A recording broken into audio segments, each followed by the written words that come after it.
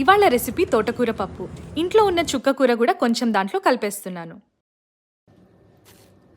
పప్పు కొన్ని గంటల ముందే నానపెట్టేసుకున్నాను. ఇక్కడ కందిపప్పు, పెసరపప్పు కలిపి తీసుకుంటున్నాను. ఇంకా ఆ కూరని మంచిగా కడిగేసి చిన్నగా కట్ చేసేసుకుంటాను. అది పప్పులో వేసేసి దాంతోపాటు ఉల్లిగడ్డ ముక్కలు, టమాటా ముక్కలు అండ్ పచ్చిమిర్చి అన్నీ వేసుకున్న తర్వాత ఇంకా విజిల్ పెట్టేయడం.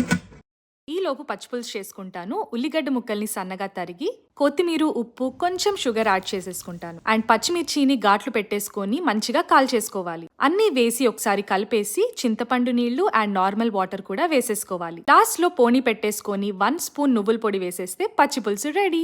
పప్పులోకి సూపర్ గా ఉంటది. పప్పు అయిపోయింది. దీంట్లో పోనీ పెట్టేసుకొని ఉప్పు, కారం, చింతపండు నీళ్లు పోసుకొని ఒక 10 మినిట్స్ మంచిగా మరిగించేసుకోవాలి. ఆ తర్వాత యమ్మీ యమ్మీ పప్పు రెడీ అయిపోతుంది.